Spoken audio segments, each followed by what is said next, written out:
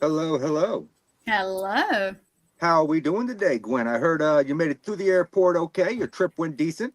It did. I got lucky. I had traveled to my friend at Myrtle Beach and flew out from there, and I got a nonstop to Chicago, which with one wing, as everybody knows, I'm still in a sling. But I made it, and I will be at Broadhead this weekend for the brawl, and it's gonna I be can't, cool. I can't, I can't wait for that. I'm so excited to Me get too. getting to see everybody again. Louie is awesome. Yes. Of course, Bill. Yes. I mean, I could do without seeing you, but Oh I my mean, goodness. That's okay. I'll but hang out with Morgan. You'll just be jealous. I don't. I'm gonna get jealous of that. It gives me opportunity to free roam. But uh, but no, it's gonna be an absolutely great event. I most likely will have some books for sale. I'm gonna be donating one to do in the raffle. Nice. But it's gonna be fun. We're gonna have a great time. Yes. I will tell you though, I'm still iffy on whether or not I'm deciding to wear deodorant. I would also just appreciate it, and I think Morgan, you may agree with me that it would be nice if you would wear deodorant. We would have more people socialize with you. I mean, Just have you not saying. met me? I'm a very antisocial person. But Yeah, uh, but you know. but yeah, so for those of you out there who don't know, this coming weekend, 5th and 6th, Yes. Broadhead Beard Brawl at Broadhead Manor in Broadhead, Wisconsin. It's going to be an event that you are not going to want to miss. It's for charity. It's going to be amazing. I There do you go. believe Vince Killian's going to be there. I Hmm. know that everything vaguely paranormal is going to be there. Gwen's going to be there. Yep. Robbie Resnick's going to be there. I will be there. Jay Hill is going to make an appearance. It's going to be amazing. Christina Bloom's coming. Oh, I forgot. Yeah, why do I Yep. always forget about Christina? Because you know what? Because she's just one of the pack, and we just know. Sean, who helps us out, who's actually in the back now, he's Yep, coming. yep, Um, yep. somebody else is coming, but and then we have all kind of the usual suspects. But you guys is for charity. We're going to be going live doing different stuff. Nate's going to do some crazy stuff. We're going to just be live and talking to people. And if you can donate anything, do it. It's a good cause. Yeah, So I'm still not sure about the whole request that I got last podcast when I had Bill on, and the lady was asking me if I would shave my beard and donate or pay for, like, she was bidding to buy my beard hair. That's yeah, a but you know what? If it raises money for, that's okay. I'll do it. I mean, you know what though? That could be some bad witchcraft juju stuff there. I don't know, Well, but there is that I got to take into account. But let me tell you, tonight, guys, Wicked Wednesday, welcome back to another episode of the Paranormal Unveiled. If you missed it this morning, be sure to go and check out the Paramystic podcast with Christina yes. Bloom. I do believe her guest was Jeremy Bottas. Yes, he is actually like more like her co-host. He actually lives in England, Oh, okay. and they co-host about once a month. So it's a uh, just a normal thing. Plus, now first time this week, Shane McClain Yes, came with us. and I was just about to bring that up. If you missed the show directly before mine, Bridging the Seen and Unseen with Shane McClain. His guest, Hmm. if I'm not mistaken, was Long Island Paranormal Investigators. Right. And then, of course, stay tuned after my show for Twisted Tales with Jeremy Cotter with his guest Christy Parrish. Hmm. So we got an excellent 4 block going here. It's going to be awesome. But without further ado, I don't want to keep my guests in the background too long because I know I find that crap aggravating when people do it to me. So tonight we have on the creator and lead investigator of Chasing Legends, which is a Yes. documentary series that is based upon them traveling around and looking into cryptids and local legends and folklore. I've known Nash for quite some time. I think this is going to be an amazing conversation. So without further ado, let's welcome to the Paranormal Unveiled family, my friend Nash Hoover. Hey, Hey, thanks for having Nash. me. Hey. Yes, man. I am so happy that you were able to work this out. How's the kid doing, brother? He's good. Yeah, Awesome. he's huge and loud and That's how kids Okay. are. yep. You know, and as a father of 3, trust me, I understand how it can be. So I get it 100%. So I want to start off the podcast, Nash, by asking you what I feel is the typical go-to first question. Okay. What got you started as far as wanting to look into local legends, folklores, and cryptids? Like, what gained your interest to go in that direction? um it started when I was a kid.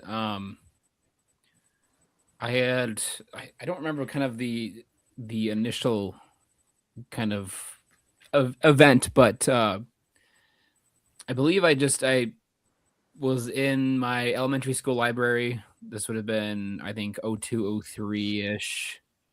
And came across a book about Bigfoot and thought it was interesting. I was very interested in wildlife and was watching a lot of the nature shows, the Steve Irwins and the Jeff Corwin type shows that were popular at the time. So, to kind of come across something that was, discussing a, undiscovered primate-esque species that was, said to be living here in North America was interesting to me.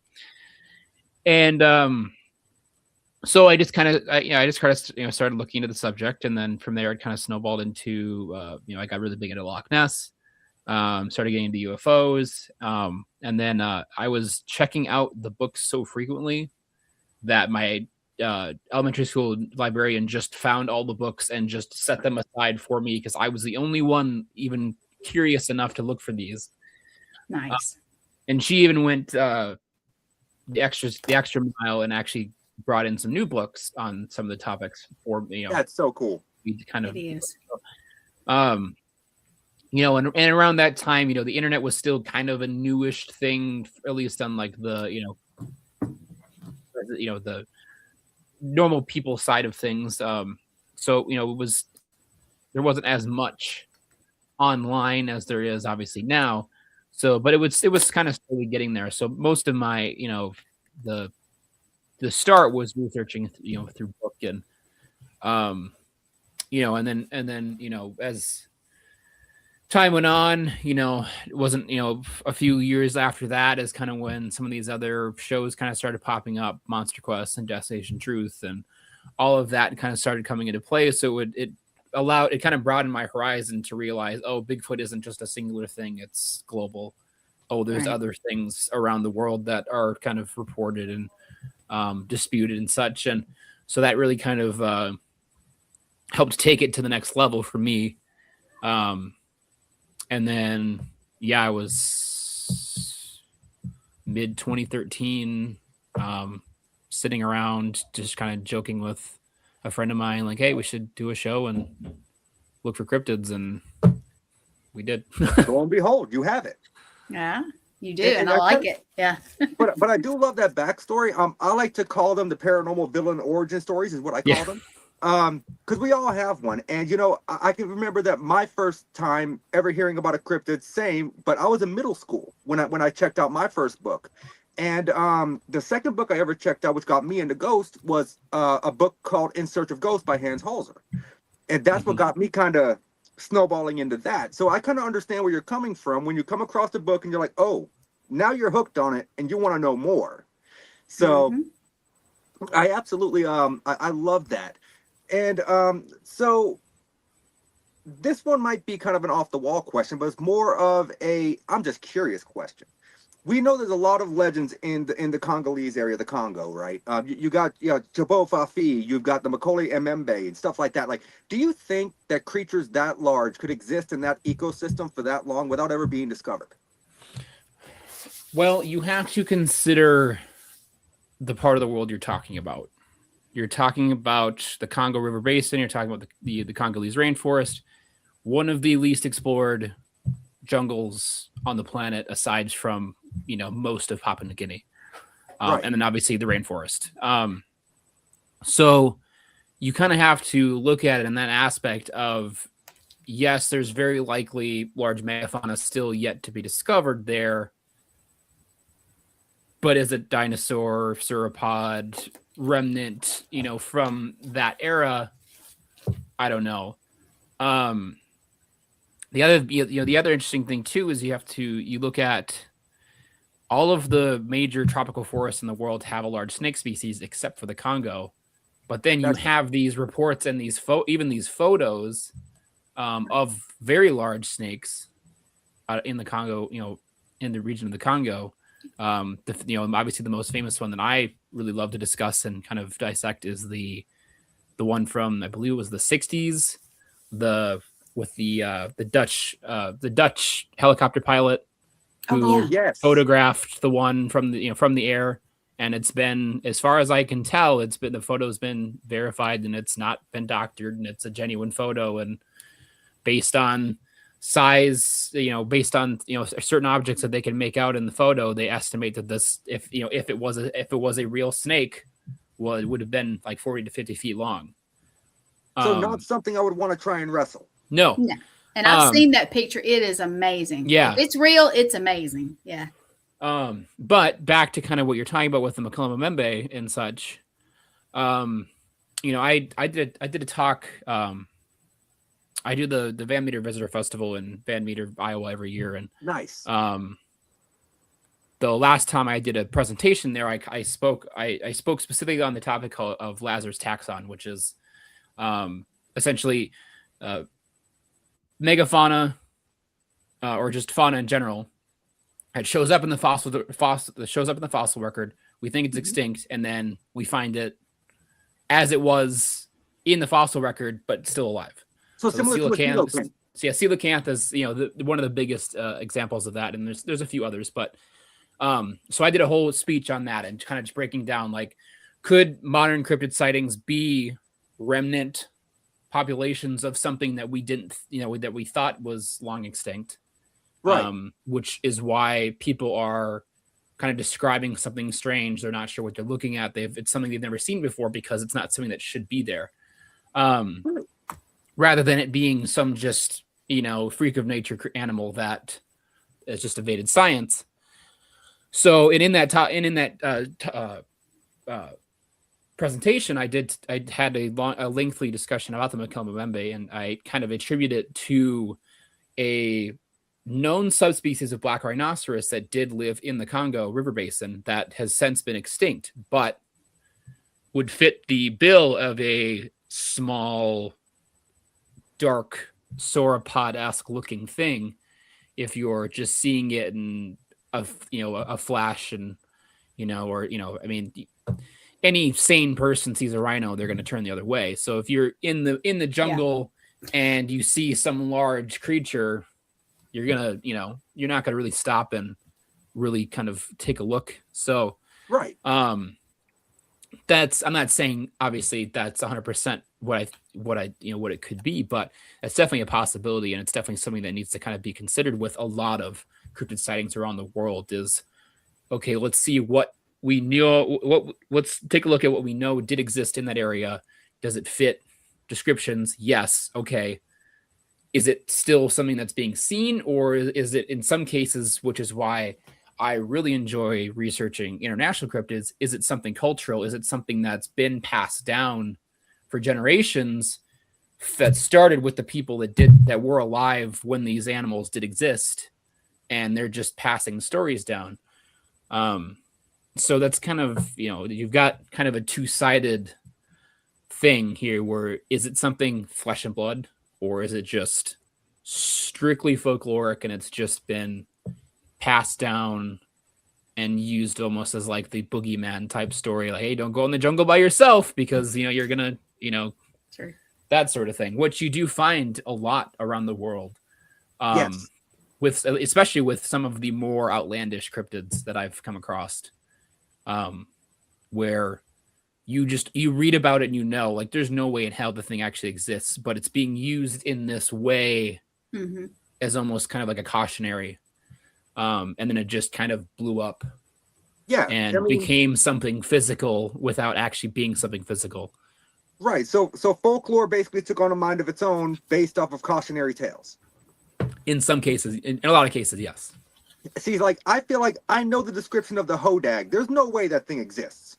No, and that is a proven hoax. I mean, it's never been full. I mean, yeah, it's 100% hoax. Like, but the town, like, I've been to Rhinelander. They embrace the hell out of it. They got big statues. Like, the locals, the high school sports team embraces it. I know Ben, the guy that owns the hodag store, and he's really taken and ran with it. And he's had great success with everything there. So, but that's kind of one of those cases where you kind of have something like that. The town, the local community have kind of taken hold on it and have kind of kept it alive in their own way, but they're not like trying to, I guess, they're capitalizing off of it, but they're not doing it with poor intent. Like, they're not like out there hoaxing sightings and stuff like that. They're just making it a mascot, and that's great. Right. Right. Because it Similar to keeps, what it keeps some of these stories alive. right. Similar to like what they do with Lake Champlain and Champy. Yeah. Yeah. Which you've been to Lake Champlain, have you not? I have. And that was kind of one thing that we were, I guess I mean, it was just, yeah. I was surprised that there wasn't more. I was, yeah, I would say I was kind of shocked and happy at the same time because they didn't, they weren't obviously overdoing it, but I guess I expected a little more. But everybody that we talked to, whether it was just somebody at a gas station, somebody at a restaurant, whatever, either they themselves had a sighting or they knew somebody personally that has had a sighting. Everyone we talked to, the entire 6 days we were there. Interesting. So, and that became that I had my opinions on Champ going into that, and everything completely changed. Interesting. Which, actually physically being boots on the ground in location should change your perspective. It should. Of kind of whatever you're looking at. But yeah, that one for sure, for me, I completely went from there's no way to, okay, yeah, there could be something here. And not just that, but Lake Champlain is a lot bigger than people realize. Yeah, It is massive. Yeah, I remember the first time I literally I still can like relive that moment in my head. The first time I saw it, like physically standing on the shore of it, and like, holy shit. Like you expected something, I knew it was big, but I didn't expect like looking across it and not being able to see the other side big. Like, right. And not just that, but it's also got areas deep enough that there very well could be something unknown in that lake. 480 is the deepest that they know of. And that was what we kept being told, was that's what we know is the deepest point. Right. But then you have to take into account the literal mountain range in the middle of the lake. Yes. That we could have, if the water had been 6 inches shallower, we could have stood on in the middle of the lake. Oh, wow. That's insane. Because we could see the top of it. And, we spent time with a local diver who's dived the lake hundreds of times, does ROV stuff in the lake all the time. And he's like, I would not be surprised if there was huge cave systems, all this stuff. And that's kind of one thing that the late Scott Martis was really on about was, that was kind of one thing that he started researching, was looking into these kind of because we do know, because there was, I forget the name of the island, but there was an island that we did go on that you could tell at one point was underwater. And so that was kind of one thing that Scott Martis was kind of starting to kind of question was, should we be digging in some of these cave systems and looking for bones to see if, but, obviously that's kind of leaning more towards the plesiosaur side of, this, which I'm not sure if I really put a stake in that camp. But even like the diver that we spent time with, like, he's like, I grew up here. I've seen everything that's supposed to be in this lake. And he's like, when I saw it, I knew, like, that's, he's like, cause he has had a sighting that he talked about in the episode. And he's like, that changed my life. He's like, I have seen everything, he's like, I've seen everything above and I've seen everything below. And that was not something that I've ever seen before. That's interesting, because it was just literally like he described it as like an upside down boat just sinking. And this is why especially credible eyewitness reports are very important, because you got a guy here who's been diving on the lake for multiple years. He probably knows that lake inside and out. So if someone pops up and says, oh, well, it's probably a sturgeon, he's going to know whether or not there is said fish in that lake that gets that big. And I'm pretty sure he told us that we were the first people that he's ever like publicly, like, he's never been on camera before to tell that story. Oh, and really? he told it to us. Well, that's awesome. So it's. Did you have your own experience while you were there? Just curious. I'm trying to remember. I think we thought we saw something. I mean, the lake is massive and we had very little time. we went during COVID, so like all of the boat rental places were shut down. So we pretty much were only able to get on the lake a couple hours with the diver. Right. And then when we did our investigation, we ended up having to use kayaks because that was all we had. And that was I remember totally that about terrifying. Yeah, that was very interesting. So we hardly even scratched the surface of that, no pun intended, of that lake. Yeah. Would you go back?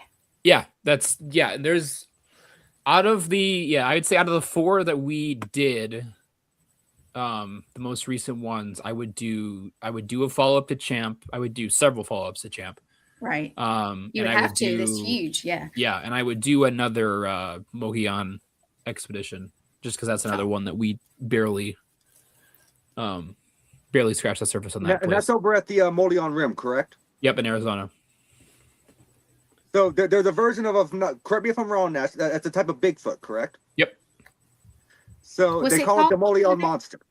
Okay, gotcha. Yeah, they call it the Mogollon Monster. That's just their regional, that's just the regional name for their Bigfoot.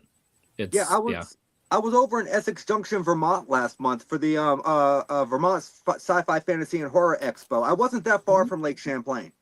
And unfortunately, I did not get a chance to go. Look, I'm not going to lie. Would I like my own Champ sighting? I absolutely would. But I really wanted a Champ t-shirt for my collection. So let me ask you. Him and his t-shirts. Look, I love my t-shirt collection. I do too. I love them. So off the topic of that, just for fun, Nash, when you go to these places that are supposedly very popular, like they have their local lords of cryptids, if they offer a t-shirt of said cryptid, do you get one?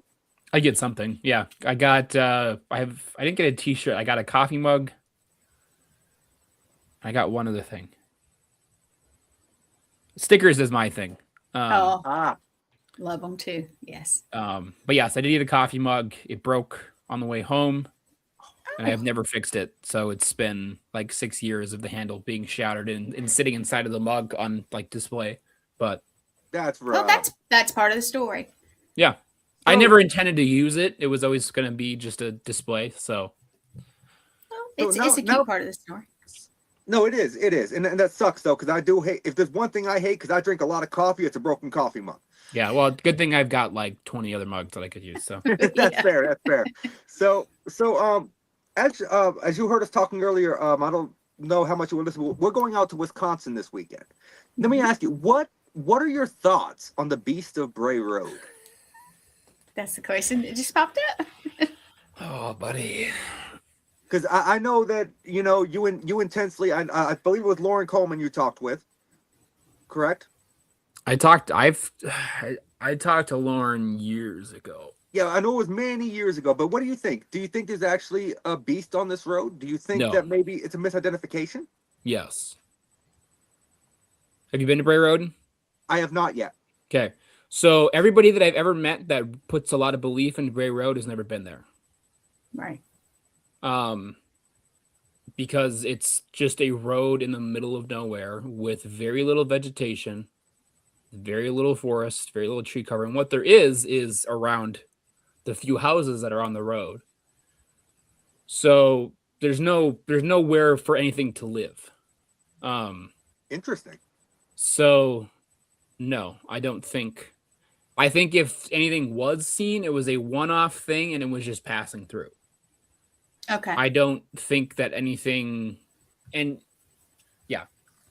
I kind of had the same outlook myself because I've not personally been to Bray Road, but I have looked at Google Maps photos of the area. And for me, I didn't see enough landscape. Yeah, you've seen it. You've seen it all. Yeah, there's not enough landscape for anything of a substantial size, especially of that nature, to really live. No. And we, the last time we went, we flew a drone and did like a 360, and it was like a good ways away. It was like the nearest, like considerably dense forest, but even that wasn't that big. Interesting.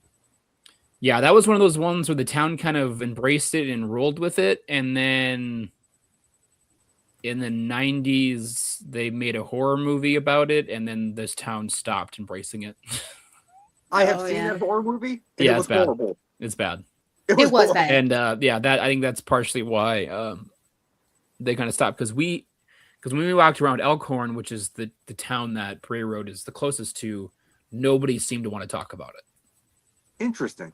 We had countless people were more than happy to talk to us about Bigfoot, but nobody wanted to talk about Beast of Bray Road. So that to me was like, okay, this is either overglorified, which yes. And it seems the Dogman trend for whatever reason has just exploded.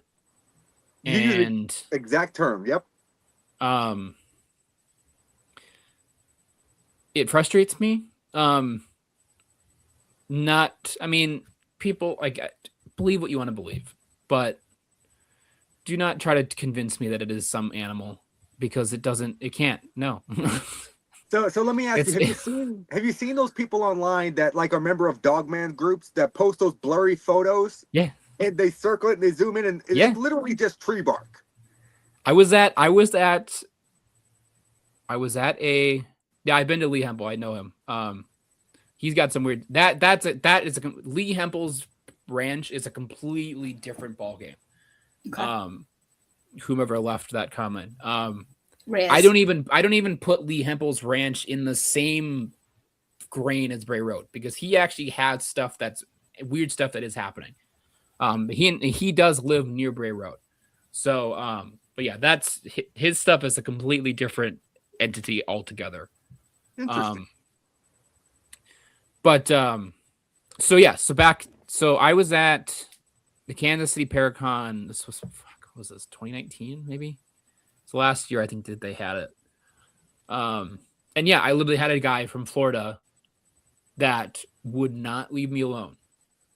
Just showing me photo after photo. Do you see it there? Like, the circling. I'm like, yeah, dude. Yeah, cool. Interesting. Well, you got to come down sometime, check it out. Yeah, absolutely. Like, it's like zoom. Like, if you have to zoom in to like the max, like to where you can literally see like each pixel, like is as big as the picture, without, and have to circle something, there's nothing there. I agree 100%. I've always been a firm believer. If you have to circle it, most likely you're not seeing what you think you're seeing, because the paranormal or even cryptids will just stand out. Yeah. Yeah. And that's, the red circle arrow people, it's in both the ghost hunting and the cryptid side of things. It was originally just a ghost hunting thing, and then it somehow migrated over the cryptids, and now everyone's mad. So I'm not going to lie to you. There was a few years back I would do that purposely just to troll folks, but I've gotten over that. I've matured. I've grown up, but some, not much, but some. But I realize how frustrating it is, especially doing what you do. Because you're into the not necessarily ghost aspect of it. You're into that cryptid aspect. So let me ask you this: in your travels, if I'm not mistaken, correct me if I'm wrong, you guys went and investigated the legend of the Loop Guru or Rougarou, whatever you would like to call it. Mm-hmm. What was it like being in that area? Holy shit! Yeah, that was probably that was for sure the most like dangerous expedition we'd ever done. But like, man, being out in that just swamp in the middle of the night, no one else, was one of the coolest experiences I've ever had. That is cool, because you actually answered my next, I think one of my next questions, so I can skip that one when we go forward. Because I was going to ask you, was there ever an investigation? Being in what you just said, I assume this might be it, but I could be just assuming, which I should not do. So, have you ever found yourself in a spot during the filming of this docu-series that you were in an area that just made you so physically uncomfortable, but it's not because of the creatures that was supposedly looming there, but the natural wildlife and or the locals? We've all met some crazy folks. Mm-hmm. Yeah, I would say, yeah. Being in the Mogollon Rim definitely gave me some unease, but it was a completely different, that was more of just like being totally secluded, no cell phone service, like in the mountains. Ooh, I don't know if I like that. It was great. It was great, he says. But that, that was just kind of like a different feeling. Like, we didn't have like, we knew there was wolves because we'd saw them. We basically everybody that we talked to that spent a lot of time up there, we would ask the bear question. They're like, you're fine. So there really wasn't like a wildlife fear when we were there, but it was just kind of, I don't know. It was just, I guess I wasn't afraid for my safety. It was just an odd feeling. Got you. Do you think that has anything to do with the isolation of the rim itself? Probably. And then we also found out that where we were wasn't far from where the Travis Walton incident happened. Oh. But so back to I'll leave you that little morsel. So back, so Louisiana down in the swamps, that was definitely the one where like everyone was on edge because we had venomous snakes, we had alligators that we did have encounters with, and we had spiders the size of our hands making webs at face level. You will never become a ninja quicker than when you run into a web down south. No. Thankfully and then the weather too was insane, which kind of worked in our favor with the spiders because downpour rained the day before our investigation. So all the spiders were remaking their webs, and thankfully they were all here. So we were just kind of ducking underneath. Exactly. But that was and yeah, they were literally, but I think we did look it up, and there was not a venomous spider. We would have been fine. Right. But still, I mean, you see, you're like, this is like a spider that should be in Australia. Yeah, in that area, you get a lot of like orb weavers and wolf spiders and stuff like that. They're not. Yeah, I forget. Really was it like a banana spider? Yeah, they're big, black and yellow. Yeah. That's what it was. And they're freaky. They're beautiful, beautiful spiders. But yeah, so I mean, it worked in our favor because we at least saw them. Right. So we knew, okay, you do your thing, I'm doing mine, kind of thing. I agree with you 100%. They are beautiful spiders, but that does not mean I want one crawling on me. No. But yeah, that was one where there was definitely that just kind of unease of one wrong step in your, and of course we were on kind of a walkway that just kind of cut through the swamp, and it was like 3 feet wide, no railings, water on both sides. Right. And you guys also, in Louisiana, if I'm not mistaken, you guys also had the possibility of walking into quicksand in the bogs. Yes, which thankfully we didn't really veer off the trail unless we knew we were okay. Okay, good deal. But I remember at one point just walking and I looked down for whatever reason and just saw the tail of an alligator kind of just disappear into the darkness. I was like, son of a bitch. Why do I put myself in these situations? But there was a moment when we were doing, because we met up with a local boat captain. He does like Billy Gaston is his name, and he has a tour company. It's like the fan boats. No, it was I don't know if he has a fan boat, but it was a boat. It was a big.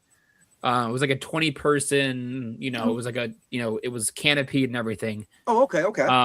It was a tourist boat, but he was nice enough. One of the Alex Pedikov, who was on our team at the time, had worked with him at a previous project that he was shot there, so he knew him. So he was nice enough to take us, just the 7 of us out, and just give us a private personal tour. And there was a moment where everyone was kind of flying, because we had three people with drones, and they were all flying up at the same time. Well, to fly them, everyone had to turn off the obstacle avoidance on the drones, which obviously alerts you if you get too close, and then it automatically pushes it away. Since the canopy, they had to turn them all off so that way they could get up and fly out, and then everyone turned it back on. Well, Alex didn't. And so he was flying around, clipped a tree, and it fell. So we could see where it was. It somehow, in the middle of the swamp, landed on a dry patch of ground. That's just sheer luck. Mm-hmm. So Billy got the boat as tight as he could to where it was. We could see it. So then I seemed to be the only person that was like, I'll go get it. So Billy's like, here's a 2x4, stick it out there, get out as far as you can. I'm like, cool, like this is like the sketchiest shit ever. But so I climb out, limbering over some branches, get it. And there was a moment where I picked the drone up, didn't even cross my head like I'm probably standing on an alligator nest. Like it didn't even like come through my brain. But there was a moment where I was standing in this place and I'm like, I'm the only person that's ever stood here. And I'm probably the only person that will ever stand here. And it was one of the most like surreal experiences that I've ever had where, you know, we weren't in some far off jungle. We weren't in some crazy unexplored mountain range. We were in Louisiana, the USA. And I was standing somewhere that probably no one has ever stood at before. I would love to. Oh, I would go with you. So yeah, so that, but then when we did the the night investigation, it was just like, it was kind of cool because it was like that was my first time seeing like alligators in the wild. I've had encounters with alligators like in captivity, but that was the first time seeing them in the wild. The fucking eye shine, man. Yes. Like growing up watching Steve Irwin and me like, that's true.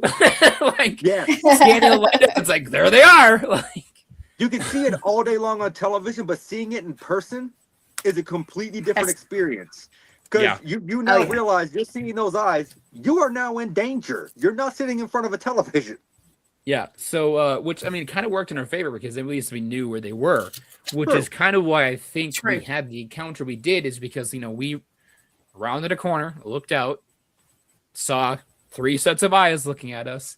Like, oh, cool. Like just looking at them. And then they started thrashing around and everyone got scared and, that sort of thing.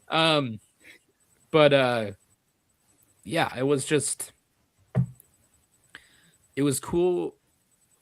It was, I mean, that was kind of one of the reasons why we chose to do that one because, I think your original question was, kind of, just the belief and that sort of thing. Because obviously the, Rougarou is it's very rooted in folklore. It's very rooted in the Cajun folklore. It's very rooted in the French, especially, is the, original legend is the loup-garou, which comes from Quebec, which basically is carry over from werewolf legends in France.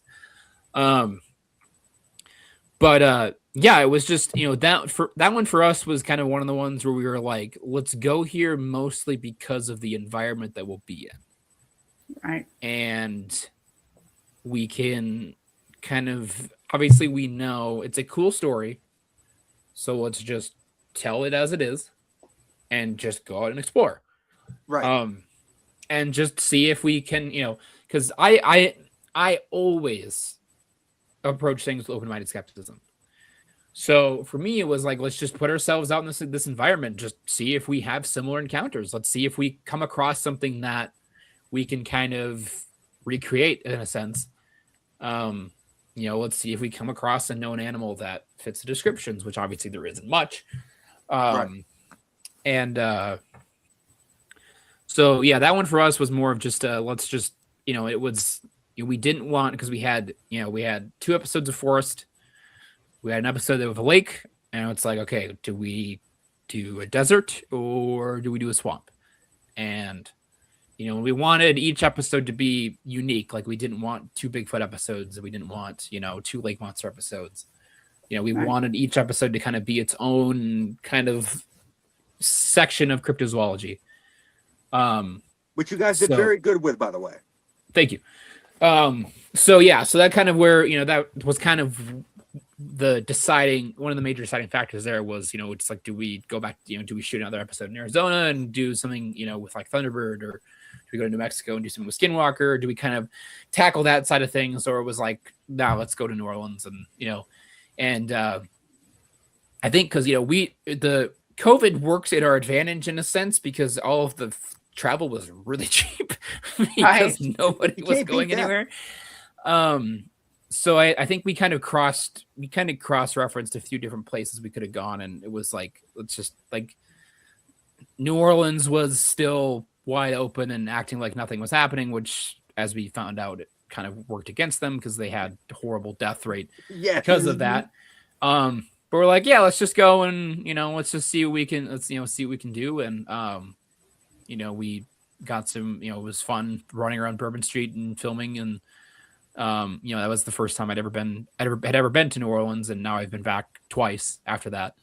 I still have not been to New Orleans, so dude, I you gotta envy go. you. I'm going in a little bit. It's so much fun. And I'm not a drinker. I just go for just the history and the food. I'll walk through Bourbon Street at least once when I'm there, but that's it. I just kind of I would just be happy to see the Lalaurie Mansion on Bourbon Street. I would be happy with that. It's cool. So so let me ask you, Louisiana, like, I've been to a few places in Louisiana, never been to New Orleans. Throughout the process, just as myself doing my paranormal investigating, right? We all do eyewitness interviews. Like, before I take a case, I'm interviewing a witness, and I typically would do it 3 ways. First is over the phone recorded, second is in person, third is at the location in person. Yep. So throughout your time of doing this, have you ever come across, and you don't have to name drop anybody, I'm not looking for that, a witness that you thought their story changed so much throughout the duration of telling it that you just found they weren't credible? Yeah. There's a reason I started vetting interviews, and screening people before. And it was for the Mokion Rim episode. The dudes that we interviewed out in the woods. I had talked to one of them prior a few times on the phone, and everything seemed fine. He kind of said some things that I was like, what? But it wasn't really anything like too crazy. No major red flag trigger. Yeah. Like there was, he had kind of made a comment, it's like, I told them you couldn't film there, that, you couldn't investigate there or whatever. So I'm like, okay, it's like probably like a landowner or something, whatever. No.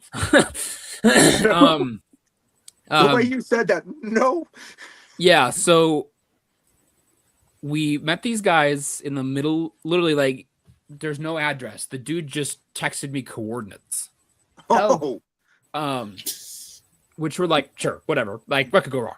And I'm like, there's 7 of us. Like, there's 3 of them. Like, we can, and but no, they were like, I knew that these people existed. But this was the first time that I'd ever sat down with somebody that was so deep in the woo category that I'm like, what are you talking about? Yeah, and it's a total different language. It all came, it's like we all showed up, everything was okay, and then they started talking, and it was like, we hadn't even started the interviews yet. And it was just like, what? Like all 3 of them just were like deep, and it was the weirdest stuff. Like, they're not, they're not physical. They're not a physical animal. They're an extra dimensional being that can move through the forest at tremendous speeds, and they can shift in and out of our plane of existence, and they can zap you, and they can, they're all in this mind speak stuff that they talk to you. They talk to you telepathically, but it's in your own voice. And interesting. Yeah. Mm-hmm. And the guy had made a comment that it was like, it was like, yeah, he's like, I reached the point where when I see footprints, I just keep walking like they're nothing to me. And I think they could kind of tell that we didn't buy into it, because the main guy's kind of demeanor kind of shifted a little bit towards the end. But then the weirdest part was when we actually sat down and do the interview, he didn't talk about any of it. He just like, I don't know if he could tell that we just weren't in the same lane as him, but he like completely skirted. The other guy we talked to did kind of get into it, but the main guy, like he answered every one of my questions directly. He didn't add in any of his stuff. Like and I'm like, what? That is strange. It is. But yeah, there was just, because there was a moment where after we kind of talked with them before we did the interview, and then he was like, he was kind of taking us around some other areas because this was like one of the research areas, which is why it was like, It's like so when he said I promised them you wouldn't investigate here, he was referring to the Bigfoot. Oh. So there was a moment where he kind of took us out and was showing us some stuff, and then he kind of was like, all right, I'm gonna go back to camp. We're like, cool. And we're like, we're a good ways away from him. And as soon as we knew he was like away from us, we all just were like, what the fuck? Like it was almost collectively, like we just were waiting for that moment, and we all just like had just like, huh? And then we were like, there was that, we legit had a conversation with like, do we still do this? Like, we're here. Like, this just seems like the most like, like there was nobody on my team that was just that even like wanted to entertain what these guys were on about. So branching off of that, so were they like one of those people that were like the firm believers that Bigfoot's an interdimensional being style of thing? Yeah. Like it can transport itself, it can fluctuate infrasound to mess with your mind, it can speak with you, like you said, telepathically in your own voice, which I find odd to begin with. But there's so many people out there that have that belief that Bigfoot is an interdimensional being. A lot of people blame the Dyatlov Pass incident on a Yeti that supposedly used infrasound to make these campers cut their tent open from the inside and run out into the freaking freezing Arctic. No, that didn't happen. It was most likely an avalanche. Yeah. Sure.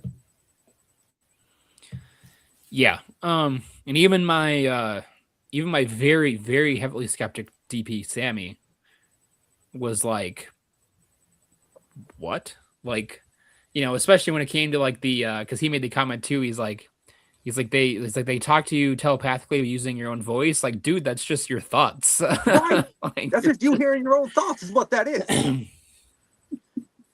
So we touched on this a little bit earlier with Champy. I want to ask you, because when you travel across the world, right, there are so many variations of lake monsters. You have the Devil's Lake Serpent, the Nahalito, you have Ogopogo, Champ, Bessie, the Seneca Lake Monster, Sesso, the Silver Lake Monster, Memphre, and the Naga, just to name a few. Like, do you think it's possible, not necessarily in Lake Champlain, but around the world, do you think it's possible that not necessarily a plesiosaur style creature exists, but some kind of maybe a giant eel? Yeah. I'd buy into that more than a plesiosaur. Just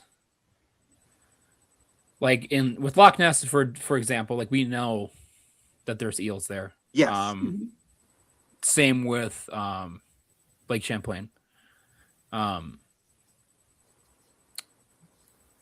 It's coincidentally enough, and I've made these comments before that, I was hot on Loch Ness for years. I still am. It's you can't really not be. You can't. But my girlfriend actually appeased me for Christmas as a surprise gift. She got me a rock from the Lake Loch Ness. Nice. But what I have found is that, and this isn't just Lake Champlain specifically, but Lake Champlain for sure. All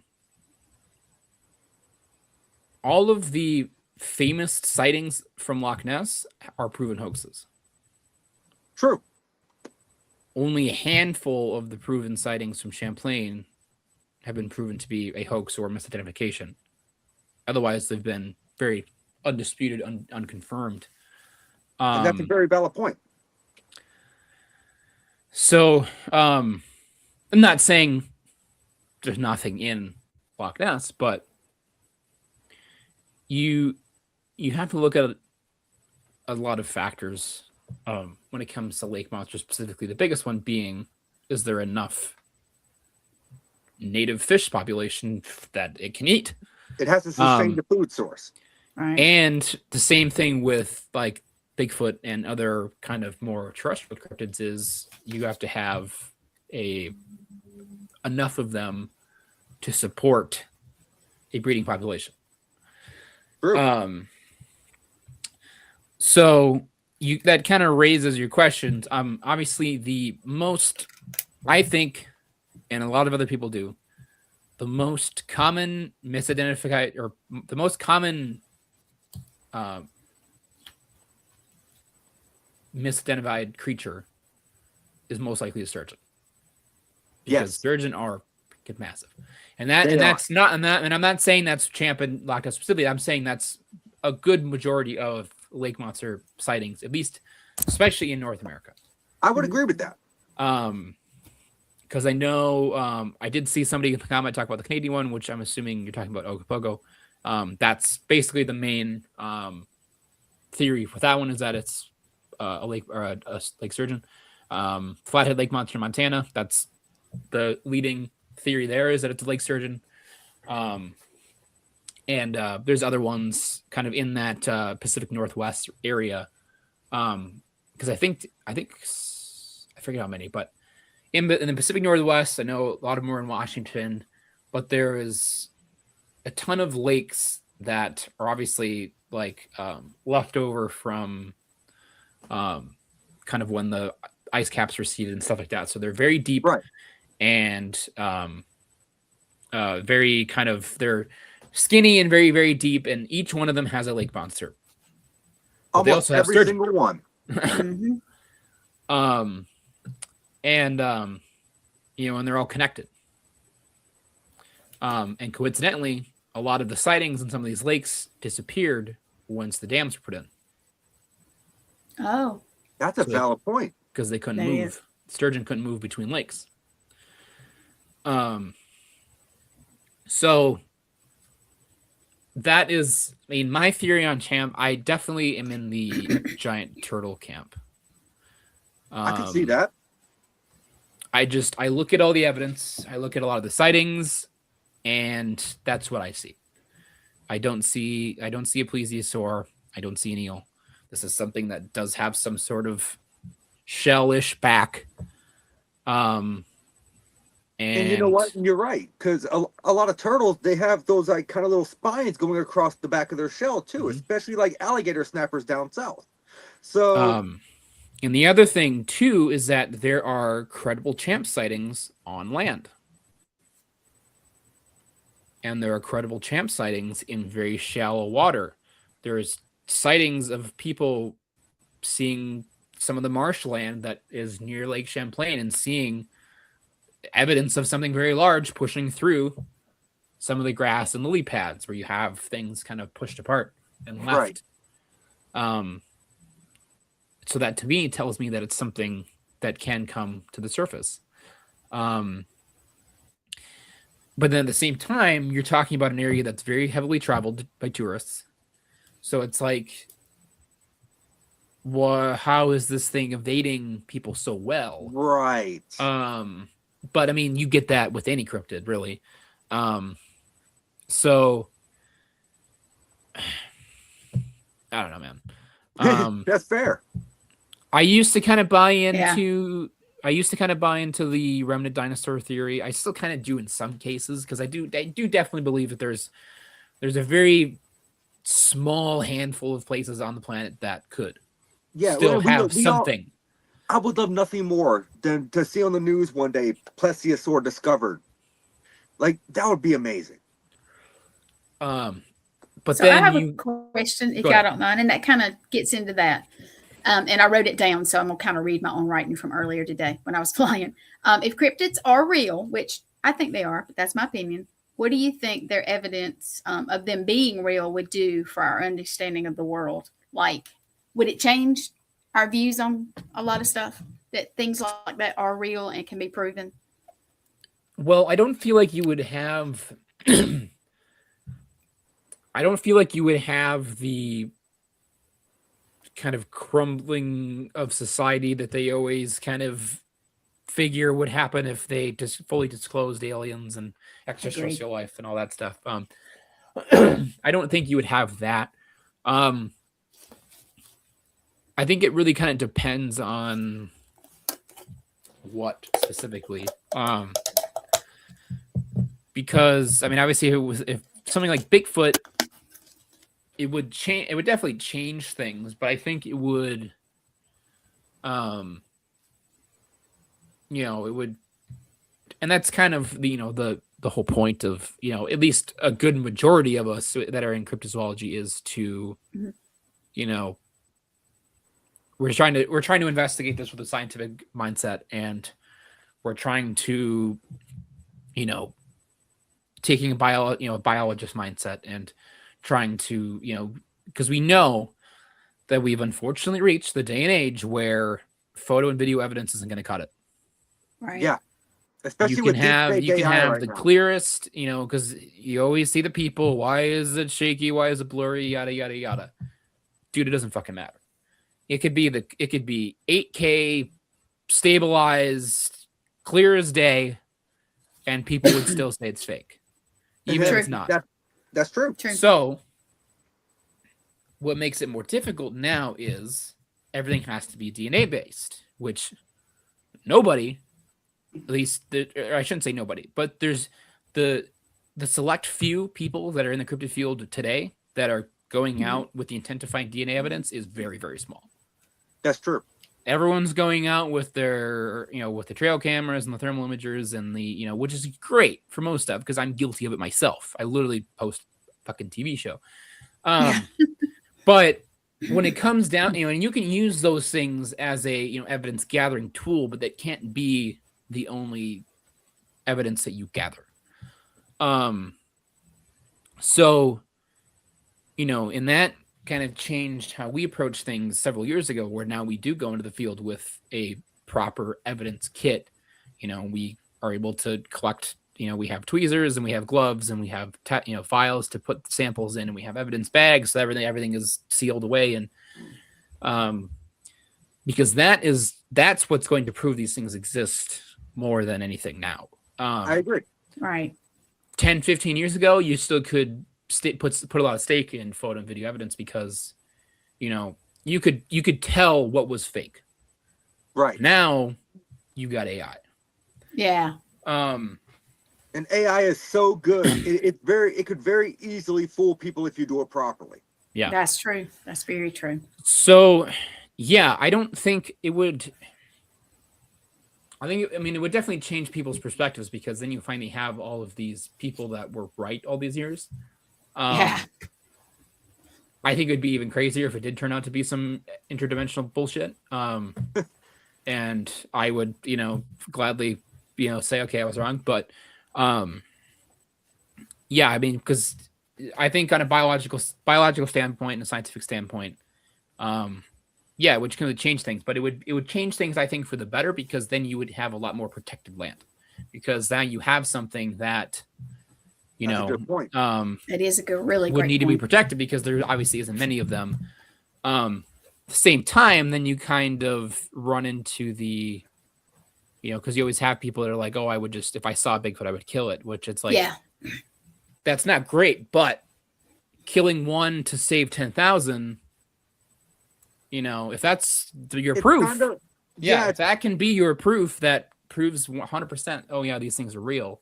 Now we can protect them. I get that 100%. Let that be your martyr. Holy shit, has it been an hour already?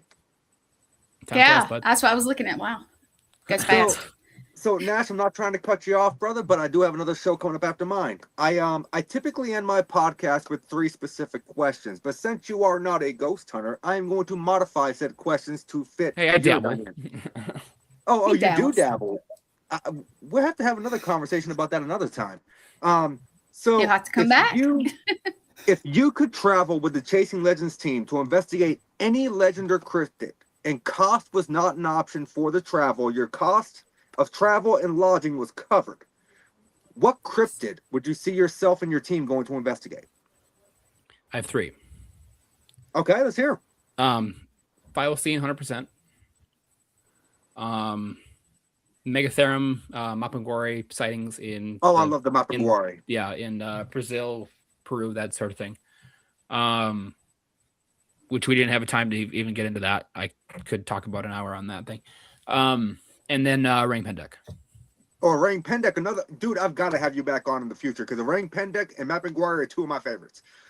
So going off of that though, I'm gonna lean towards Mapinguari. So we're gonna say we're sending you off to investigate the Mapinguari. On this trip, video camera and parabolic microphone are inherent, so they do not count. You're bringing them with you regardless, right? So you have those 2 pieces of equipment. What other item would you have in your investigative bag that you're going to bring with you? I don't leave the house without my thermal imager. I like it. Nice. Okay. So you're going to investigate the Mapiguari. You've got a parabolic mic, a video camera, and you're bringing your thermal imager with you. The Chasing Legends team is inherent. They're part of your team. They're traveling with you. So you can bring one person with you that is alive or dead, and they do not have to be involved in the cryptid field or paranormal at all. Who are you bringing with you and why? Forrest Galante. Oh, good answer. Mostly because I know he kind of buys into the same theories that I have with it. And plus he's a wildlife biologist, so he would be able to like actually like verify things better than I could. Right. Say what you want about the guy. I think his stuff's great. I think he, is his heart's mostly in the right place. But yeah, I think those are excellent answers. And Nash, I appreciate you coming on the show for an hour tonight, brother. It was a great conversation. Yeah, I definitely want to have you back because I didn't even get a chance to hit on half of my like I wanted to talk about the Tokolosh down in Africa. There's so much stuff I want to talk about. Oh, buddy. There was so much stuff I wanted to we talk need about. We need a whole show to talk about the Tukalosh. I'm telling you, need a whole series, right? No, that weird little if bastard. you've never heard of this creature, Gwen, research it. It's very strange. But dude, I appreciate you coming on the show for an hour tonight. If you wouldn't mind hanging out in the background for about 5 minutes, we're gonna run one more ad. Me and Gwen are gonna close the show out, and I got one more question that I always ask in the follow-up off screen. Okay, I'll hang out in the back rooms. All right, sounds good, brother. Thank you so much for coming on. Yes, thank you. It's been so interesting. Yes, thank you for having me. All right. No, absolutely. All right, here we go. I knew it was going to be awesome. I'm tired, and I was like, I'm not missing this. I'm just not going to miss it. Look, that was an awesome show. I mean, I know that Nash is full of knowledge when it comes to this kind of stuff, and I know his outlook, and I love the fact that he takes the believable skeptic style outlook. Yes. Because I do that as well as when I go into these haunted locations. I go in as a believer, but I'm also skeptical enough to know that there could be natural things going on. I felt like that was an absolutely great show, and I loved his last answer. Like Forrest, that was not what I was expecting. I'm not gonna lie, I was thinking maybe a Josh Gates type. So, okay. But Forrest was an absolutely great answer. I was not expecting that. So if you guys missed it this morning, please be sure to go back and watch the Paramistic podcast with Christina Bloom. Yes. Also, if you missed the show before mine, go back and watch Bridging the Seen and Unseen with Shane McClain, as he had on the Long Island Paranormal Investigators, and Christina had on Glenn Bottis. Thank you. And then following this show at 9:30 p.m., we have Twisted Tales with Jeremy Cotter closing out the Wicked Wednesday block of shows. And his guest is Christy. Uh-oh. No, I have it on my other page of notes. I was about to say, I'll look. I can't remember. Parrish. There you go, Parrish. I should have known I have that. it on my other page of notes. I was just trying not to flip my notes over because I was hoping you'd be on top of shit, Gwen, but you weren't. I usually am. I know I'm messing with you. I'm messing with you. But I feel like that was an excellent show. I will definitely have Nash on in the future again if he's willing to come back on. That'd be we got great. so much more stuff that I never even got to touch on. So, guys, thank you all for tuning in to this episode of the Paranormal Unveiled podcast with my guest, Nash Hoover of Chasing Legends. Please be sure to go out to YouTube, check out their stuff. Like you will not. You won't be disappointed. There you go. Yes, thank you. I had a huge brain fart there. For some reason, I could not think of the word disappointed. But anyways, that was another Wicked Wednesday, and I will see you guys next week as my guest is Robbie Resnick-Colkins and from Red Road Paranormal. And on Tuesday, I will be a guest on his show. So we kind of got like a double block going there. So that's going to be fun. But I will see you all next Wicked Wednesday. Same spooky time, same spooky channel. Here with Gwen Johns on the Paranormal Unveiled podcast. Have a great night. Have a great night, everyone.